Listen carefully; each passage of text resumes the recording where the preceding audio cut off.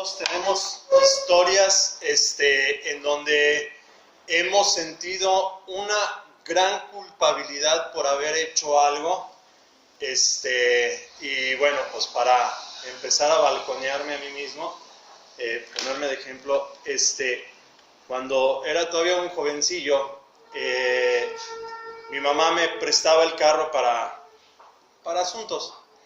Y recuerdo que una noche venía de regreso de una reunión y por ganarle a un camión, a un urbano, yo aceleré muy fuerte mi carro, bueno, el carro de mi mamá, aceleré muy fuerte el carro y el camión, exactamente cuando lo iba a pasar, el camión se hizo para acá.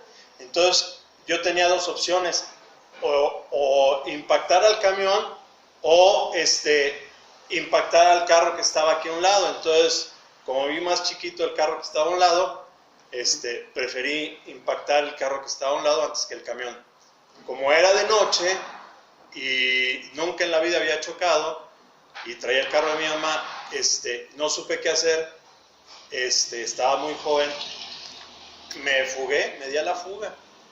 Y entonces llegué a casa y pues estaba yo muy nervioso, asustado, etcétera, etcétera. De modo que me metí a la casa y empecé a caminar como león encerrado porque dije, ¿qué hago? Me acuesto y como que no pasó nada. Y amaneció el carro así, o le digo, no le digo, o sea, y estaba así como león rugiente en la casa, ¿va? ¿Qué hago? ¿Qué hago? ¿Qué hago? Y obviamente pues las mamás tienen ese sexto sentido, ¿va? Y se levantó y me dijo, bueno, pues ¿qué pasa? Dije, chin, híjole, me sentía horrible, miserable de mí. Y entonces mi mamá me dijo, ya que le dije, no, pues choqué así y así y así, me peleé y bla, bla, bla. Y me dijo, mira, finalmente son fierros.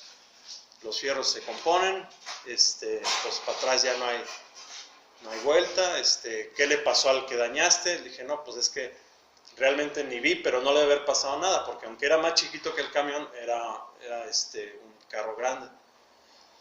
Y pues en ese tiempo mi mamá tenía un Sakura, o sea, ¿cómo se llamaban? Chicari, una cosa así rara. Entonces, el carro de mi lado sí quedó así toda la salpicadera levantada y toda fea. Entonces, a la respuesta de mi mamá, pues yo sentí alivio y tranquilidad, ¿va? Eso es algo en lo terrenal.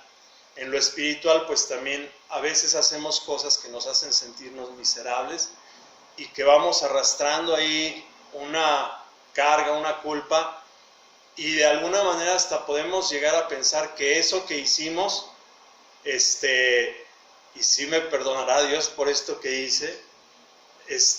Entonces el Salmo 32 de alguna manera habla sobre eso, sobre el perdón. Y como una introducción al Salmo 32, les voy a leer ahorita Éxodo 34:1. Aquí bueno, les leo primero, dice Éxodo 34:1. Si quieren acompañarme en la lectura, yo aquí tengo la Biblia de las Américas. Y dice, y el Señor dijo a Moisés, lábrate 2 tablas de piedra como las anteriores, y yo escribiré sobre las tablas las palabras que estaban en las primeras tablas que tú quebraste. Hago pausa. Recordemos que el pueblo, cuando Moisés estaba arriba recibiendo las primeras tablas, ellos acá traían su fiestecita, ¿va? Ya habían hecho el becerro y andaban alegres y Josué dice, pues ¿qué es eso que escuchamos, va? Moisés ya sabía, ándate, le dice el Señor, ándate que ya se fueron por las tortas estos, va. Josué no sabía y dice, pues ¿qué es lo que escuchamos? Pues ya estaban en gran pachanga, va.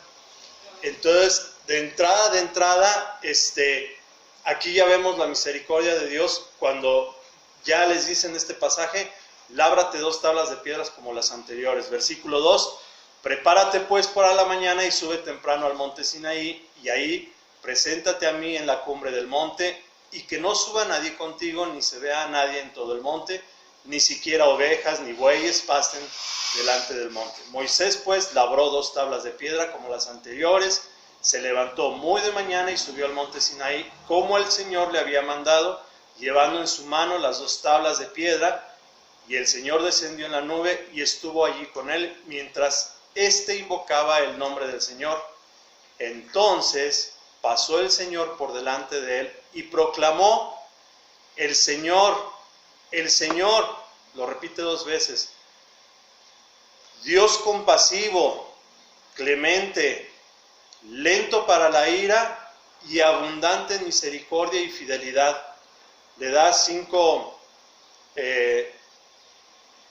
¿cómo se dice? Atributos de él, ¿va? Dice: el que guarda misericordia a millares y perdona, y aquí viene parte de la enseñanza, y perdona la iniquidad, la transgresión y el pecado, son 3 puntos, y que no tendrá por inocente al culpable, el que castiga la iniquidad de los padres sobre los hijos y sobre los hijos hasta la 3ª y 4ª generación. Entonces, en estas 3 palabras nos da los 3 niveles de pecado: iniquidad, transgresión y finalmente pecado. Entonces, le pedí a Marquito leer un versículo para que podamos encontrar un versículo para ir armando este devocional. ¿Cuál fue, Marquito? Sí fue en Corintios, ¿verdad? Pues lo que pasa es que hay 2 pasajes de Corintios que hablan del espejo. Ok. Pero el que habla del espejo con relación a la palabra de Santiago. No, pero hay una parte... Corintios 3. A ver. En el 15. Y dice: y aún hasta el día de hoy, cuando se lea a Moisés, el velo está puesto sobre el corazón de ellos. Pero cuando se conviertan al Señor, el velo se quitará. Bueno, hay otra parte, a ver si alguien me ayuda, donde habla que los escritos de Moisés no son como ejemplo, nos hacen reflejarnos. Según yo estaba en Corintios, pero a lo mejor me equivoco. Es como sombra, que habla que el Antiguo Testamento es sombra del Nuevo Testamento. A ver, ¿qué versículo? Si lo tienes por ahí rápido, si no, no importa. Ahorita lo busco. La cosa es que aquí lo que está escribiendo Moisés, ¿sí? Pues finalmente puede ser un reflejo también de nuestras vidas, ¿verdad? Estamos viendo cómo el pueblo cayó gravemente en pecado, en un adulterio, y la palabra adulterio ahorita la vamos también a encajar en este salmo. Cae en adulterio el pueblo. Dios se enoja y le dice a Moisés: destruyo a todo este pueblo y te levanto a ti otra vez como una nación. Y dice: no, ¿qué van a pensar, va? Que nos sacaste para morir en el desierto. Pues no. Entonces tiene misericordia y vuelve a labrar las 2 tablas de piedra, va. También podemos verlo aquí, las primeras tablas y las segundas tablas, también con este pacto renovado que tuvimos con la sangre de nuestro Redentor, ¿va? Pero el punto es que esto nos sirve de ejemplo. Y nos sirve de ejemplo también la vida de David. En la vida de David podemos ver los 3 pasos a la perdición, por decirlo así, porque el pecado finalmente, el pecado va creciendo de poco en poco. Entonces, de las 3 primeras palabras que vimos, digo, para no meterme en tanto rollo, en hebreo es Pesha, Abón y Jatá. Son los 3 niveles de lo que va haciendo crecer el pecado, ¿verdad? En el primer nivel de pecado es cuando nosotros vemos. Cuando David tenía que estar en la guerra y decidió no estar en la guerra y está tranquilamente en su palacio, paseándose por el palacio, lo primero que hace es ver a Betsabé. Entonces él tenía ahí dos opciones: voltearse y cambiar sus pensamientos, o el siguiente nivel es seguir viendo con más atención, pero con más atención a la tentación, no con más atención a otra cosa. No, ya cambió a un segundo nivel. Él ya la vio con ojos de lujuria, ¿va? Y su tercer pensamiento, su tercer nivel de pecado, ya fue ir en contra de la voluntad de Dios, sé que está mal, pero me vale, y lo hace. Y no nada más fue y pecó, porque agarró, la invita al palacio, y pasa lo que no tenía que haber pasado, pero no solo eso, sino que acaba en la muerte de un soldado, del esposo de Betsabé, de uno de sus valientes. Él tenía que haber sido conmemorado con medallas, porque fue tan íntegro que cuando él le dice descansa junto a tu mujer, él se queda fuera de su casa. En su pensamiento dice: ¿cómo mis soldados están en guerra y yo aquí muy a gustito con mi esposa, va? Entonces él prefiere descansar afuera. Pues gracias a eso se ganó la muerte. Pues sí, exactamente. Pero finalmente, si vemos en David, que es otro espejo para reflejarnos a veces a nosotros mismos, o sea, el pecado es como una bolita de nieve que está en lo alto, ¿no? Va creciendo y se va haciendo tan grande que ya no tiene manera de pararse, y lo que va a su paso destruye y destruye. Entonces, ese nivel de pecado lo vivió él, pero así como vivió toda esa transgresión de pecado, toda esa evolución, también tuvo un corazón contristo y humillado para reconocer su pecado.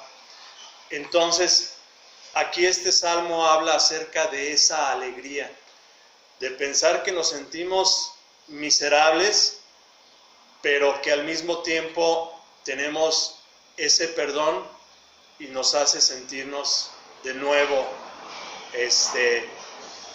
como bebés recién nacidos. Entonces, pues estas serían los tres niveles de pecado que habla en Éxodo: iniquidad, transgresión y pecado, ¿va? Entonces, el versículo número 1 que dice Salmo de David, masquil, la palabra masquil también tiene aquí dos opciones de interpretación. Masquil puede ser, de hecho en la concordancia Strong, no sé si lo leíste ahorita, lo pone como un poema didáctico. Esto es muy interesante. Un poema didáctico que indica que vas a entender. Entonces, esta palabra puede ser que masquil sea para hacer entender del perdón de tus pecados. Y eso viene, creo que en el versículo número 8. Ahorita llegamos ahí. O la otra opción es que sea un instrumento musical, pero que también dice, también un instrumento musical, bueno, dando a entender que con sonidos que te hagan reflexionar, ¿va? Eso es lo que encontramos ahí en la concordancia. Entonces empieza el versículo número 1, Emanuel. Bienaventurado aquel cuya transgresión ha sido perdonada y cubierto su pecado. Ok, aquí viene lo de la infidelidad, porque les decía que el pueblo fue infiel con el Eterno cuando hizo esa imagen de oro, del becerro de oro. Cuando dice que son perdonados, también tiene que ver con perdonar, o perdonar, también tiene que ver con una elevación, pero una elevación cuando Dios elige en este sentido, cuando Dios elige a alguien para casarse, ese sería el significado de perdón, de perdonar. Y vemos el ejemplo en Gomer, cuando Oseas se casa con una adúltera, ¿sí? Aún de todos modos le da esa elevación, que aún a pesar de su adulterio, la perdona y la tiene como la elige para casarse, aún a pesar de su adulterio. Ese sería el significado del perdón, que aún a pesar de nuestros errores, pecados y adulterios, Dios decide elevarnos para casar, para elevación, cuando Dios elige a alguien para casarse. Bueno, entonces, versículo número 2. Bienaventurado el hombre a quien el Señor no impute iniquidad y en cuyo espíritu no hay doblez. No hay doblez. Y esta palabra de doblez, aunque en esta traducción le pusieron superchería, no sé por qué, es rimya, miyá, algo así, rimya, que tiene que ver con engaño y traición. O sea, aquel que no engaña y no es traicionero, ¿va? ¿Cómo terminaría el versículo así quitando eso? ¿Y en cuyo espíritu no hay engaño? No hay engaño, no hay traición. Bienaventurado en quien espíritu no hay ni engaño ni traición. De hecho, la Reina Valera 60 sí dice engaño, ¿no? Ajá, pero también tendría que ver con traición. O sea, la palabra es, yo digo, aquí le pusieron superchería, no sé por qué.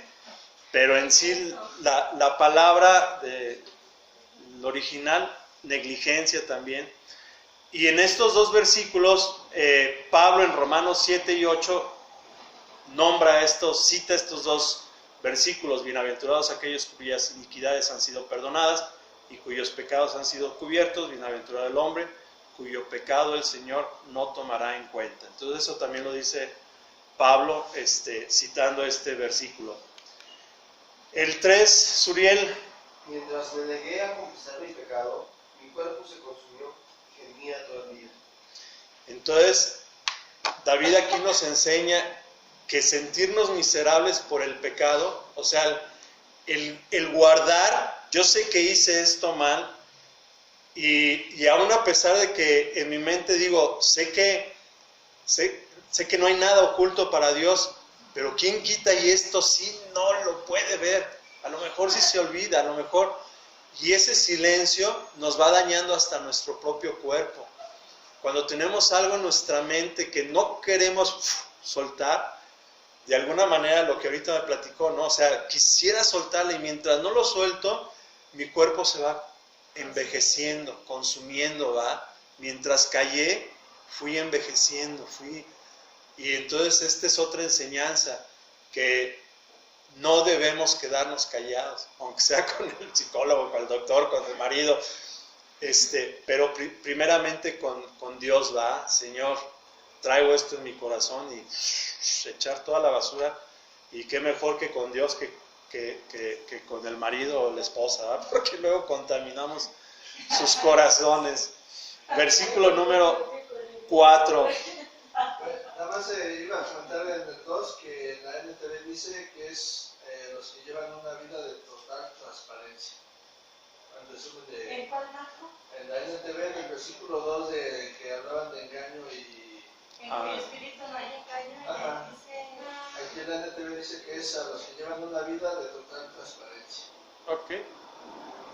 El versículo 4 dice: día y noche tu mano de disciplina pesaba sobre mí, mi fuerza se evaporó como agua al calor del verano. Shelah. Ese Shelah es importante porque ciertamente día y noche nos consume, ¿verdad? Anteriormente dice que calla y va envejeciendo, sus huesos se van envejeciendo, o sea, uno se va consumiendo y pasa un día y pasa otro, y entonces el espíritu empieza a redarguir de, pues confiesa tu pecado, confiesa tu iniquidad, suéltalo. Día y noche estamos ahí, Él nos está disciplinando, ¿no? Dice, se agravó sobre mí tu mano, dice en esta versión, y volvióse mi verdor en sequedades de estío. Entonces, el Selah es para una pausa y meditar esto que acabamos de leer. Y versículo número 5.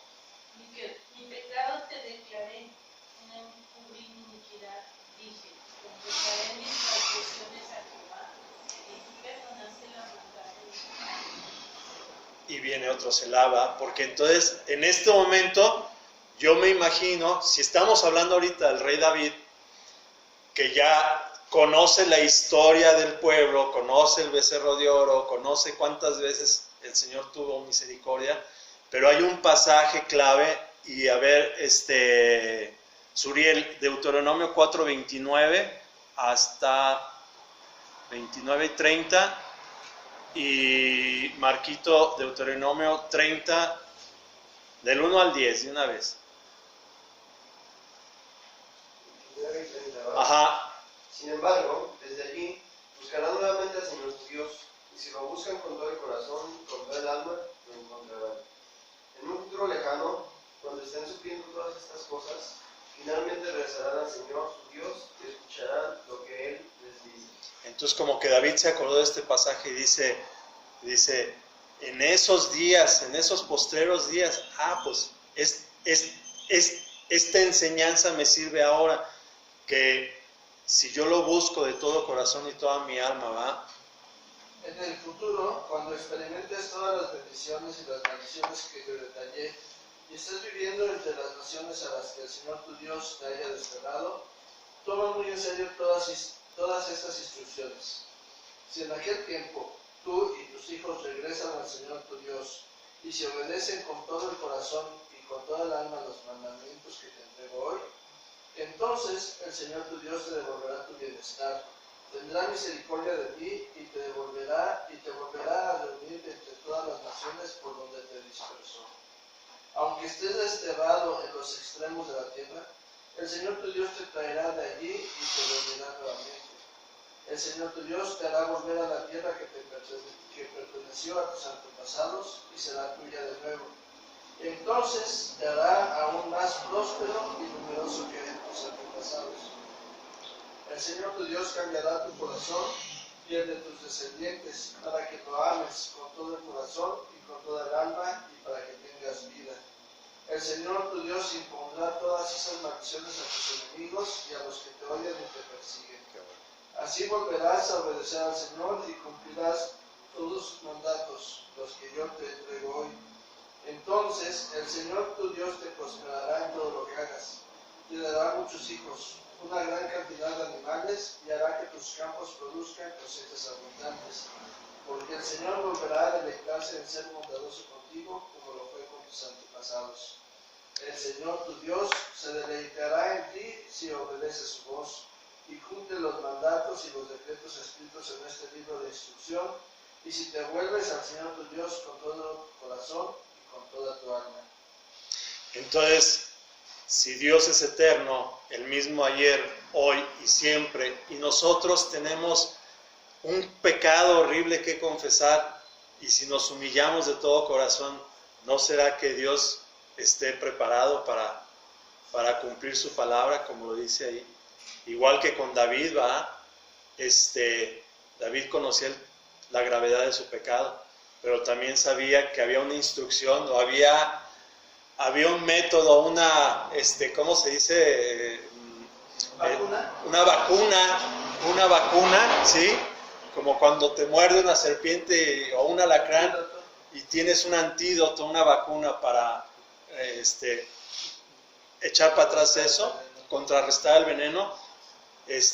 Yo creo que en ese momento David, no estaba por Deuteronomio 34, pero él sabía que en el libro de Devarim, en el libro de Deuteronomio, estaba esa promesa, y se humilló, y cuando escuchó la voz del profeta y le da esta historia, pues fíjate que alguien tiene un becerrí, un borreguito y que no sé qué, y dice, que muera el que tal hizo. Pues es que eres tú el que estás hablando. Sorpresa, eres tú. Bingo. Entonces, él se humilló, ¿va? Él reconoció que pues sí, la regó y que merecía la muerte, porque finalmente eso es lo que él mismo con sus palabras dijo, el tal debe de morir. Y cuando dijo bingo, no le quedó más que clamar perdón, no pedir perdón, clamar perdón, ¿va? Pero no sé por qué no sonó la de la 25, pero ya se acerca la de las 30. Ok, entonces, bueno, lo más interesante, ahorita ya leemos rápido, lo más interesante es que conozcamos los 3 niveles de pecado, que cuando veamos, no dejemos que la imaginación empiece porque la imaginación nos va a llevar al siguiente nivel y luego al siguiente nivel, hasta que vamos a ser unos transgresores de la voluntad de Dios. El versículo que sigue, el 6. Por lo tanto, que todos los justos oren a ti, mientras aún haya tiempo, para que no se ahoguen en las desbordantes aguas del juicio. Ok, mientras dice en Eclesiastés, más vale perro vivo que león muerto. Busquémoslo mientras haya tiempo. Versículo número 7. Tú eres mi refugio, me guardarás de la angustia. Con cánticos de liberación me rodearás. Entonces aquí está interesante esto de con cánticos de liberación me rodearás. Y rodearás fue la última palabra que busqué, tiene que ver con como un cerco. Me cuidarás, como esta parte de cuidar, como un cerco. El que sigue, y un Selah para reflexionar en lo demás que leímos. ¿Cuál es? El 8. Dice, a ti, oh Jehová, clamaré, y al Señor suplicaré.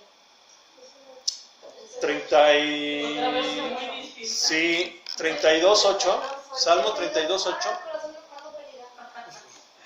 Dice, te haré entender y te enseñaré el camino en que debes andar. Sobre ti fijaré mis ojos. Eli. No seas como el mulo o el caballo que no tienen entendimiento, que necesitan un freno y una riada para mantenerse controlados.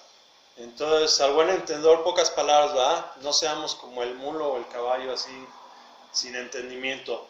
Muchos dolores para el impío, más que el que espera en el Señor los cercará. Hay muchos dolores para el impío, mas el que espera en el Señor los cercará misericordia, así dice. ¿Y 11, Manuel?